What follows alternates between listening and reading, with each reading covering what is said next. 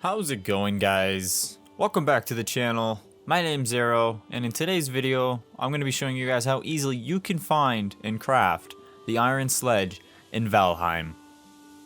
Also remember, if you liked the video or it helped you in any way, consider dropping me a like. Alright guys, let's get into this.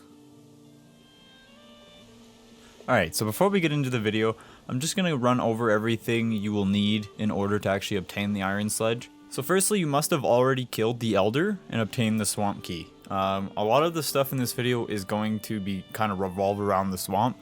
So if you don't have the swamp key, stop the video right now, go check out my video on how to kill the elder solo, and then come back to this video and continue watching.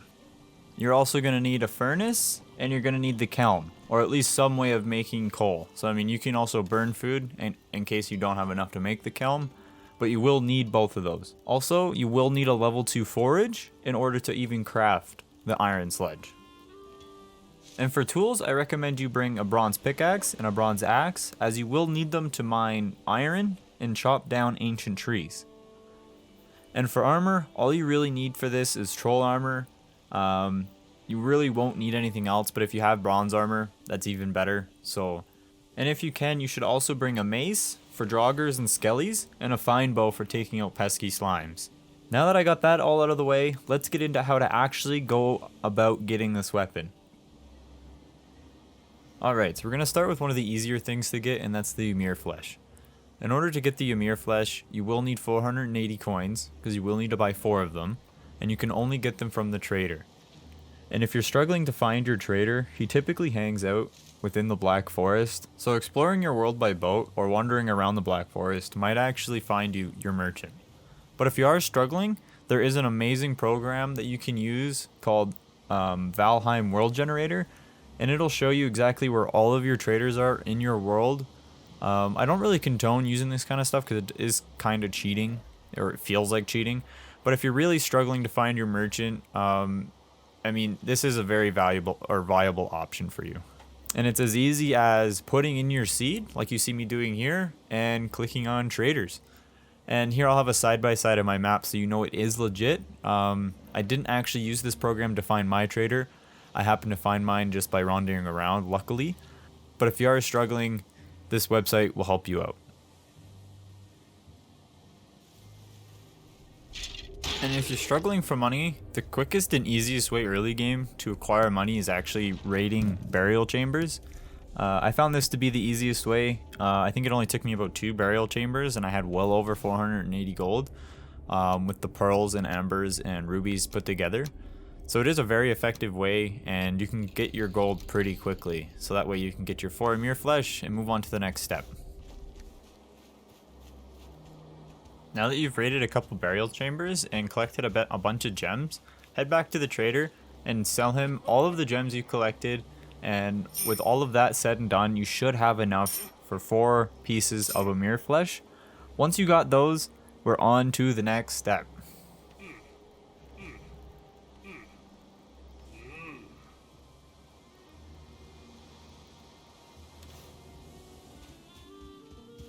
Alright, so now we're diving into a bit more spicier stuff.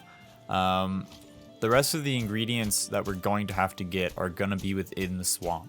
So I do recommend you bring yourself a hoe, so that way you can level ground to stay out of the water as much as possible, because leeches can be very pesky and so annoying.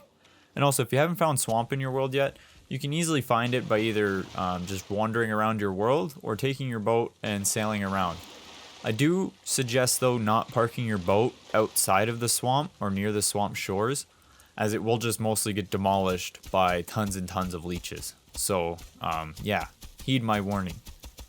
Also, it can be extremely useful if you can find a swamp near a meadows that you can build a house next to. Because then that way, you don't have to lug your iron all the way back to your base on your boat, where you can just set up a base of operations near the swamp in the meadows, and you'll be good to go. Alright, so now that you've found your swamp and you started navigating through it, you want to look for these sunken crypts. They're easily found by looking for these greenish flame lights that are almost always sitting outside the entrances.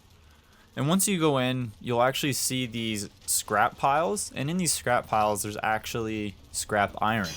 and that's what we're going to use to actually make iron bars. So we are going to need exactly 30 of these scrap iron, and once we have 30 scrap iron, we can take it back to our forge and smelt it into 30 bars. Now I do recommend when you're taking out these scrap piles is that you don't completely clear them, so that way you can kill what's on the other side, as sometimes there's multiple enemies or even spawn points. So really take your time when you're going through the sunken crypts. It's really have no rush. You want to make sure you can get your iron and get out no problem. And if you get really lucky, these chests can actually have up to 20 iron scrap inside of them. Fortunately for me, I did not get so lucky, but if you do come across the chest, make sure you do check them. And you're probably going to have to make 2 trips, as 30 scrap iron is 300 weight, and that is the max your character can carry. So what I do is I think I load up with about 7 or 15, and then I take it back to my house and I come back over to grab the rest. So once you got 30 iron scrap back at your house, you're ready to start smelting it. You should probably start smelting straight away, even if you still have to go back out and get ancient bark. The reason I'm saying that is because it does take time to smelt bars, so you might as well have them smelting while you're out doing other things as well. The best way you can also smelt is right before bedtime. Go ahead and fill up your smelter and then go to sleep. And in the morning, everything will be smelted. You'll have 10 fresh bars to start you off with the day, and you can just load that thing back up and have 30 ready to go in no time.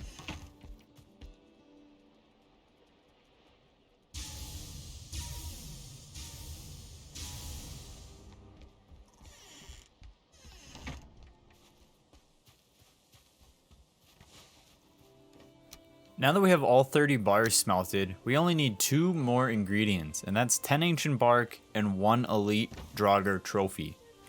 The Draugr Trophy will probably be the hardest thing out of everything on the list, just because it kind of comes down to RNG, and you have to fight Draugrs, so there's a chance you will die.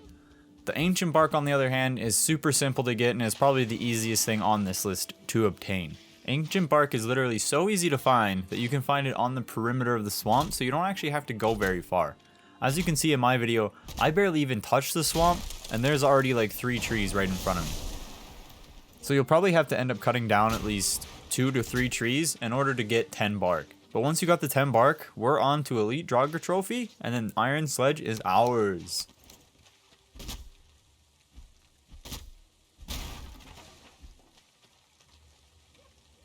Okay, so now things get a bit tricky. So in order to get an elite Draugr Trophy, you can either find an elite Draugr throughout the swamp, or you can find a Draugr spawner, which is what I did because I found it the easiest, because then you can just sit there and you can farm Draugrs. So what you do is you find a spawner, like I did. It was roughly in the middle of the swamp for me, but again, it is random.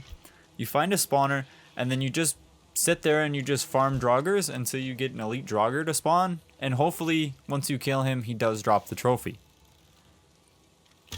Now for me, I think it took about 10 to 15 minutes and about 4 to 5 elite Draugrs before I actually had an elite Draugr trophy drop. And the best way I found to avoid their attacks is to actually kind of like backstep with your bow fully charged, wait for them to attack, and then shoot them. Another method you can use is the mace and the shield. You can parry them and then just take them out like that. But what I was trying to do is I was trying to sneak attack them when they spawned to make it a bit faster. Also, this is actually a great opportunity to farm entrails in order to make sausages later on in the game. So I would keep your spawner and mark it on the map, so that way you can always come back and farm entrails for whenever you need to make sausages. So after farming the spawners for about 5 minutes, I finally got the Draugr Elite Trophy to drop. And when it does drop, it actually gives you the recipe for the Iron Sledge. So it is very unlikely that you will have the recipe unless you've ever picked up a Draugr Elite Trophy. Alright, so now that we have the trophy, let's head back home and craft ourselves the Iron Sledge.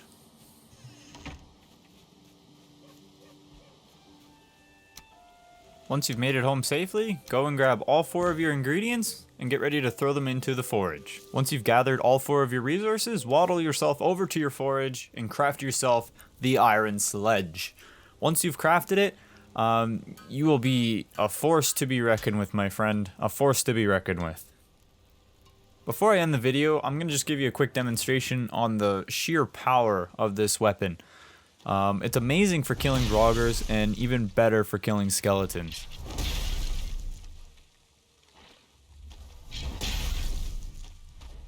Alright guys, well, that's the end of my video on how to obtain Iron Sledge in Valheim. If you guys did enjoy the video, please remember to subscribe, click the like button, or even drop me a comment and tell me how I did. Alright guys, as always, stay sexy, stay beautiful, and I will see you guys in the next one. Later!